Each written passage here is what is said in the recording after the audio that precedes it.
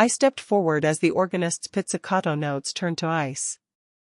The projector flicked on behind me, blasting Liam's smile, all sharp teeth and false light, across the screen. Liam Hayes, I said, loud enough for the bride's diamond tears to rattle, has been poisoning me for years. His laugh died. My name is Nora Hayes, and I'm 26 years old. My life took a turn I never saw coming, a turn fueled by betrayal and ending in a dramatic confrontation at my brother's wedding. Liam, my own flesh and blood, swapped my medication for a placebo. Can you imagine? The twist? It wasn't just about the medication. He'd been stealing from our family for years, a secret life hidden beneath a charming smile. It all culminated in me standing in a beautiful, opulent venue, ready to expose his criminal record in front of everyone he knew. It wasn't a decision I took lightly, but I felt like I had no choice. My story isn't just about revenge, it's about survival, family, and the lengths we go to protect those we love, even when they hurt us the most. For years, I looked up to Liam. He was the golden child, the one who always seemed to have it all together. Little did I know, his success was built on a foundation of lies and deceit, a house of cards waiting to collapse. He always had a way of getting what he wanted, even if it meant taking it from others. Now, years later, I would finally reveal the truth. This is the story of how I fought back. But to understand how I arrived at that opulent venue, ready to detonate a truth bomb, we need to rewind. Picture this, a sunny suburban street, 2 kids playing in the yard. Liam, always a bit bigger, a bit bolder, and me, tagging along, trying to keep up. Even then, the seeds of his deception were being sown. I remember when my mom's favorite necklace went missing. A delicate silver chain with a tiny bluebird charm. She was heartbroken. Liam, ever the charmer, consoled her, promising to help her find it. Of course, it was never found. Years later, I discovered it tucked away in his old toy chest, long forgotten. That was just the beginning. Small things at first. Money disappearing from Dad's wallet, a missing video game console that mysteriously reappeared at a friend's house. We were kids, right? Harmless pranks, we thought. But looking back, it was a pattern. Liam was testing the waters, seeing how far he could go without getting caught. He was incredibly skilled at deflecting blame, always the innocent bystander. It's strange to remember how easily we believed him. He had this way about him, a disarming smile and a quick wit that could charm anyone. But behind that facade was a growing darkness, a willingness to take what wasn't his, consequences be damned. Fast forward to my early 20s. Life threw me a curveball. I was diagnosed with a condition that required daily medication. It wasn't life-threatening, but it significantly impacted my quality of life if left untreated. Imagine your brain is a radio, and this condition is like static. The medication helped clear the signal, allowing me to focus, to feel like myself again. Finding the right dosage was a journey in itself. There were side effects to manage, adjustments to make. But once we got it right, it was like a fog lifting. I could finally pursue my dreams, go to school, have a normal social life. The medication wasn't a cure, but it was a lifeline. It allowed me to function, to thrive. That's why Liam's betrayal cut so deep. He didn't just steal from me, he stole my health, my stability, my very sense of self. He knew how important that medication was to me. He saw how much I struggled before I was diagnosed, how much better I was when I was properly medicated. And he still chose to take it all away. He knew what he was doing. It wasn't a mistake, it was a calculated act of cruelty. And here's where the knife twists even further. Liam, ever the supportive brother, offered to help me manage my medication. He knew I was busy with school and work, juggling a million things at once. "Don't worry, Nora," he said, with that familiar charming smile. "I can pick up your refills, make sure you never run out. Think of it as one less thing to worry about." At the time, I was so grateful. It felt like a genuine act of kindness, a way for him to show he cared. I trusted him implicitly. He was my brother, after all. I handed over the responsibility, believing I was making my life easier. He became the gatekeeper to my well-being, the one person I relied on to ensure I had what I needed to function. Looking back, I see how meticulously he planned it all. He gained my trust, inserted himself into a position of power, and then slowly, methodically, began to dismantle my health. He likely saw it as another game, another challenge to overcome. And I, blinded by familial love and trust, was his unwitting pawn. The worst part? He acted like nothing was wrong, continuing to play the role of the doting brother, all while secretly poisoning me. It's a level of calculated cruelty that still shocks me to this day. The static returned, slowly at first, like a faint whisper in the background. I started having trouble concentrating in class. My grades slipped. I felt irritable, anxious, and constantly exhausted. Simple tasks became monumental challenges. I couldn't understand what was happening. I thought maybe I was just stressed, overworked, not getting enough sleep. I went to my doctor, who ran a battery of tests. Everything came back normal. He suggested I try relaxation techniques, maybe see a therapist. I felt like I was losing my mind. I knew something was wrong, but no one could figure out what it was. I started doubting myself, wondering if it was all in my head. The worst part was the confusion. The medication had given me clarity, a sense of control over my own mind. Now, that was gone. I was adrift, lost in a fog of uncertainty. I became withdrawn, isolating myself from friends and family. I was ashamed, embarrassed that I couldn't seem to function like a normal person. Little did I know, Liam was watching all of this, enjoying my suffering, reveling in his twisted game. He was the puppet master, and I was his marionette, dancing to his cruel tune. The thought makes my blood run cold even now. I was slowly becoming a shell of my former self, and he was the one responsible. Thank goodness for Sarah. She's been my best friend since kindergarten, a constant in my life, a voice of reason when I can't find my own. She saw the changes in me, the subtle shifts in my personality, the way I was withdrawing from the world. She didn't buy my excuses about stress and overwork. One afternoon, we were having coffee, and I was rambling about my latest doctor's appointment, how everything was normal despite me feeling like I was falling apart. Sarah stopped me mid-sentence. "Nora," she said, her eyes narrowed. "Have you ever considered that maybe someone is messing with your medication?" I scoffed. "Don't be ridiculous, Sarah. Who would do that?" But as soon as I said it, a flicker of doubt crossed my mind. Liam. The thought felt like a punch to the gut. It was too absurd, too cruel to be true. But the seed of suspicion had been planted. Sarah, bless her heart, didn't let it go. She started asking questions, subtle ones, about Liam's behavior, about how he handled my refills, about whether I had noticed anything unusual. The more she talked, the more I started to see things in a new light. The way Liam always seemed to be around when I took my medication, the odd comments he made about how strong I was, the knowing look in his eyes when I complained about my symptoms. It all started to add up. The impossible suddenly seemed possible, even probable. My best friend, the one person I trusted implicitly, had just given me the key to unlocking the truth.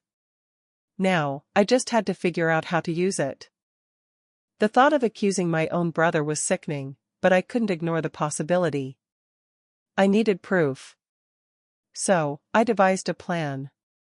I told Liam I was going out of town for a few days, a little weekend getaway to clear my head. He seemed genuinely concerned, urging me to relax and take care of myself. Classic Liam. While he thought I was miles away, I was secretly setting up a sting operation. I bought a home drug testing kit online, one that could identify the active ingredients in my medication. I marked a few of my pills with a tiny, almost invisible D, using a special pen I bought at an art supply store. Then, I waited. When I returned from my trip, Liam was eager to hear all about it. He asked about my medication, if I had remembered to take it. I played along, acting like everything was fine. A few days later, I grabbed a pill from my current prescription and ran the test. The results were undeniable.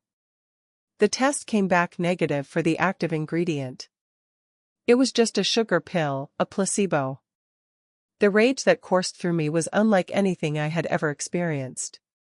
It was a cold, burning fury, fueled by betrayal, violation, and the realization that my own brother had been systematically poisoning me. He had stolen my health, my sanity, my life. And now, I was going to take his. But first, I needed a plan. A good one. A plan that would make him pay for everything he had done. Revenge fantasies filled my head. I imagined confronting Liam, screaming at him, even physically attacking him. But I knew that wouldn't solve anything. I needed to be smart, calculated, and above all, I needed to be protected. That's when I decided to seek legal counsel. I found a lawyer, Ms. Evans, who specialized in medical malpractice and fraud. I laid out the entire story for her, from Liam's offer to manage my medication to the positive placebo test. She listened intently, her expression growing increasingly grim. When I finished, she leaned back in her chair and said, "Nora, what your brother has done is not only morally reprehensible, but it's also a serious crime. We're talking about fraud, battery, and potentially even attempted murder." Her words validated my feelings of anger and violation. She confirmed that Liam's actions had crossed a line, that he would be held accountable for his crimes. We discussed my options, from filing a police report to pursuing a civil lawsuit. Ms. Evans explained the potential legal ramifications for Liam, the possibility of jail time, and the financial compensation I could receive.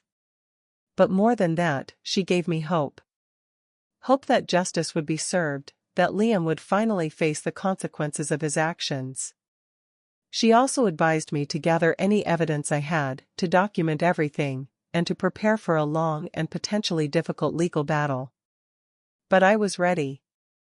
I was ready to fight for my health, my sanity, and my future. Ms. Evans was thorough, relentless even. She didn't just focus on the medication tampering. She wanted to understand Liam, his motivations, his past. She started digging, pulling records, interviewing people who knew him. What she uncovered was shocking, even to me. It turned out Liam had a long history of financial crimes. He had embezzled money from a previous employer, defrauded investors in a shady business deal, and even forged our father's signature on a loan application years ago. He had managed to cover his tracks, to keep these secrets hidden from our family. But Ms. Evans, with her legal expertise and unwavering determination, exposed it all. It was like peeling back the layers of an onion, each layer revealing a new level of deception and betrayal. The charming, successful brother I thought I knew was a carefully constructed facade, built on a foundation of lies and criminal activity. He had been stealing from people for years, using his charisma and intelligence to manipulate and exploit those around him. And now, his past was finally catching up to him. The evidence Ms. Evans presented was irrefutable: bank statements, court documents, sworn testimonies. It was a mountain of incriminating evidence that painted a damning picture of Liam's true character. My brother wasn't just a medication thief, he was a career criminal. And I was about to expose him to the world. But exposing him wasn't as simple as calling the police or filing a lawsuit. Liam was getting married. His wedding was the social event of the year, a lavish affair planned for months. It was the perfect stage for a grand unveiling, a public reckoning for his years of deceit. The dilemma was agonizing. Did I really want to ruin his wedding? To shatter the illusion of happiness he had so carefully constructed? To inflict such pain on our family, especially our parents, who adored him. The thought of causing them such heartbreak weighed heavily on me. They had already been through so much, and this would devastate them. I wrestled with my conscience for weeks. On one hand, Liam deserved to be exposed. He had hurt me, betrayed our family, and defrauded countless others. He needed to be stopped. On the other hand, I didn't want to be the one to inflict such pain on those I loved. Was there another way? Could I confront him privately? Threaten to expose him if he didn't confess? But I knew Liam. He was a master manipulator. He would deny everything, twist the truth, and somehow make me feel like I was the one in the wrong. Ultimately, I realized that silence was not an option. By staying silent, I would be complicit in his crimes, allowing him to continue his pattern of deceit and exploitation. I had a responsibility to protect my family, even if it meant causing them temporary pain. The truth, however brutal, was the only way forward. The wedding preparations were in full swing. Our parents were giddy with excitement, pouring their hearts and souls into making Liam's big day perfect. The venue was a sprawling estate, complete with manicured gardens, a shimmering lake, and a grand ballroom that could rival a palace. The guest list was a who's who of the city's elite, a testament to Liam's supposed success and popularity. Every detail was meticulously planned, from the designer dress the bride wore to the five-tiered cake adorned with edible gold leaf. The air buzzed with anticipation, a palpable sense of joy and celebration. It was a fairy tale wedding, a picture-perfect moment in time. And I was about to shatter it all. Seeing my parents so happy made my decision even harder. They were so proud of Liam, so convinced that he had found true love and happiness. How could I take that away from them? How could I reveal the dark secret that lurked beneath the surface, the truth that would shatter their illusions and leave them heartbroken? But I knew I couldn't back down. I had come too far, learned too much. I owed it to myself, to my family, and to all the people Liam had wronged to expose him for who he really was. The wedding was just a stage, a backdrop for the inevitable reckoning. It was time for Liam to face the music, to answer for his crimes. The charade was over. The moment arrived. The ceremony was beautiful, a carefully orchestrated display of love and commitment. As Liam and his bride exchanged vows, I felt a knot tightening in my stomach. This was it. There was no turning back. After the ceremony, as the guests mingled and enjoyed cocktails, I signaled to Ms. Evans. She had arranged for a projector and screen to be set up in the ballroom, discreetly tucked away in a corner. When the time came for the toasts, I approached the microphone. Liam beamed at me, expecting a heartfelt tribute to his happiness. "I'd like to say a few words," I began, my voice trembling slightly. "But before I do, I think it's important for everyone to understand who Liam Hayes truly is." A hush fell over the room. Liam's smile faltered. I nodded to Ms. Evans, and she activated the projector. Images flashed on the screen, bank statements, court documents, police reports. The evidence of Liam's crimes, laid bare for everyone to see. I continued, my voice growing stronger with each word. For years, Liam has been deceiving us all. He has stolen from our family, defrauded investors, and even tampered with my medication. I paused, letting the weight of my words sink in. He is not the man you think he is. He is a criminal, a liar, and a danger to everyone he knows. The room erupted in chaos. Gasps, whispers, and shouts filled the air. Liam stood frozen, his face a mask of disbelief and fury. His carefully constructed world was crumbling around him, exposed for all to see. The fairy tale wedding had turned into a nightmare. And it was all thanks to me. The immediate reactions were varied and intense. Some guests gasped in horror, others muttered in disbelief, and a few openly accused me of being jealous and spiteful. Liam's bride burst into tears, her face a mask of devastation.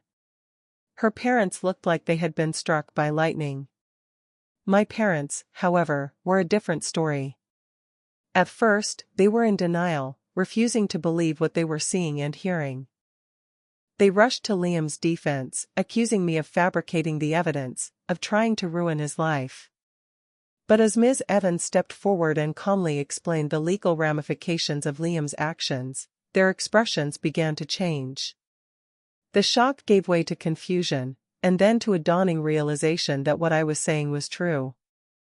I watched as the color drained from my mother's face. She clutched my father's arm for support, her eyes wide with disbelief. My father, usually a stoic and composed man, looked like he was about to collapse. He stared at Liam, his expression a mixture of anger, disappointment, and profound sadness. In that moment, I knew I had done the right thing, even though it had caused them so much pain. The truth was out, and they could no longer pretend that Liam was the perfect son they had always believed him to be. They deserved to know the truth, even if it shattered their world.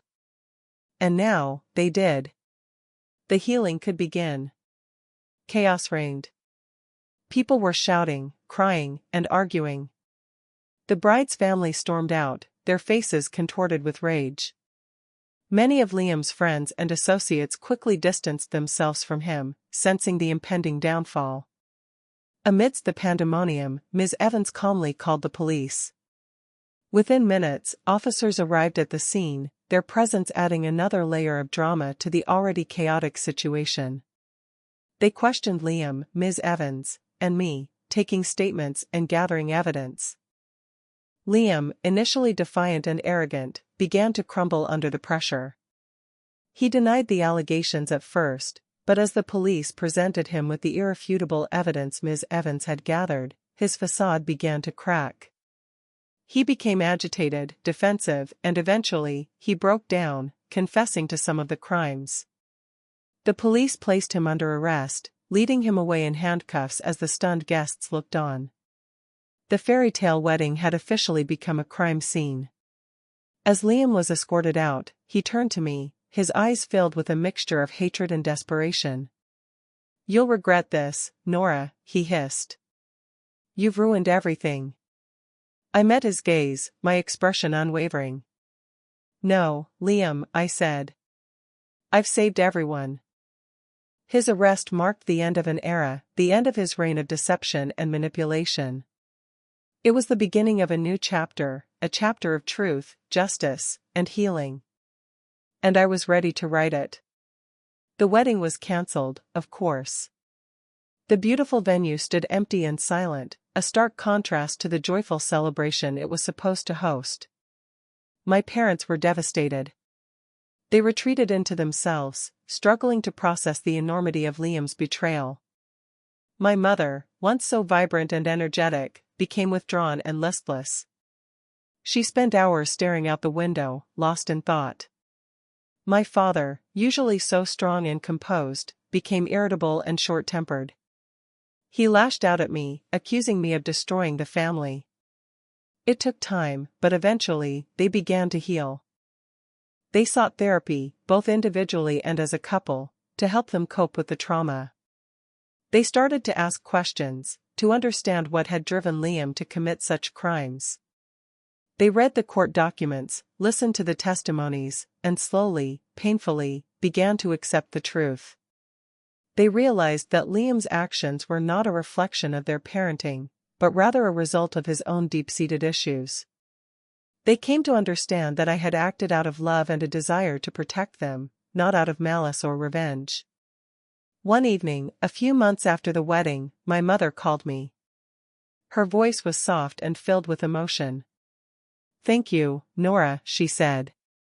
"Thank you for being brave enough to tell the truth. It was the hardest thing we've ever had to face, but we're stronger now because of it." That was all I needed to hear. I knew that the road to recovery would be long and difficult, but we were on the right path. We were a family, and we would get through this together. Despite my mother's eventual gratitude, guilt gnawed at me. Had I done the right thing? Had I caused unnecessary pain? These questions haunted me in the weeks following Liam's arrest. I replayed the wedding scene in my mind countless times, second-guessing my actions, wondering if there was another way I could have handled it. I also had to deal with the fallout from Liam's victims. Some were angry, blaming me for exposing him in such a public and humiliating way. Others were grateful, thanking me for bringing his crimes to light and preventing him from hurting others. The weight of responsibility was immense. I felt like I was carrying the burden of the entire family on my shoulders. I struggled to sleep, to eat, to focus on my studies. The static in my brain had returned, amplified by the stress and anxiety. But amidst the guilt and the chaos, there was also a sense of relief. The truth was out, and Liam was finally being held accountable for his actions. I no longer had to carry the secret, to live with the knowledge that he was hurting people and getting away with it. I started seeing a therapist myself, to help me process my emotions and cope with the trauma. She helped me understand that I was not responsible for Liam's actions, that I had done the best I could in a difficult situation. She encouraged me to focus on my own healing and to rebuild my life, one step at a time. And that's exactly what I did. Slowly, cautiously, our family began to rebuild. The process was painful, filled with awkward silences, strained conversations, and lingering resentment.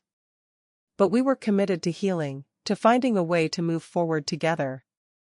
We started having regular family dinners, where we talked about everything except Liam. We shared stories, laughed at old jokes, and reminisced about happier times. It was a way to reconnect, to remind ourselves of the bond that still held us together, despite everything that had happened. My parents started volunteering at a local charity, helping people who had been victims of fraud and financial crimes. It was their way of making amends, of giving back to the community, and of finding purpose in the aftermath of Liam's betrayal. I re-enrolled in school, determined to finish my degree and pursue my dreams. I found a new doctor, who helped me adjust my medication and manage my symptoms. I started exercising, eating healthy, and practicing mindfulness. I focused on taking care of myself, both physically and emotionally. We also started attending family therapy sessions, where we learned to communicate more effectively, to express our feelings in a healthy way, and to forgive each other for the mistakes we had made. It wasn't easy, but it was worth it. We were slowly but surely becoming a stronger, more resilient family. We were learning to trust each other again, to support each other through the tough times, and to celebrate the good times. The scars remained, but they were fading, replaced by a newfound sense of hope and resilience. With my family slowly finding its footing again, I turned my attention back to my own well-being. I knew that I couldn't fully heal until I addressed the physical and emotional damage Liam had inflicted upon me. I worked closely with my new doctor to find the right medication and dosage. It took time and patience, but eventually, we found a combination that worked. The static in my brain began to fade, replaced by clarity and focus. I felt like myself again, perhaps even a better version of myself, stronger and more resilient than before. I also started exploring different forms of therapy, including cognitive behavioral therapy, CBT, and mindfulness meditation. These practices helped me to manage my anxiety, to challenge negative thoughts, and to live in the present moment. I reconnected with old friends, spending time laughing, sharing stories, and creating new memories. I discovered a passion for hiking, exploring the trails and immersing myself in nature. I found solace in the beauty of the world around me, a reminder that even in the darkest of times, there is still light and hope. I learned to forgive myself for the guilt and the doubts that had plagued me. I realized that I had done the best I could in a difficult situation, and that I had emerged stronger and more resilient as a result.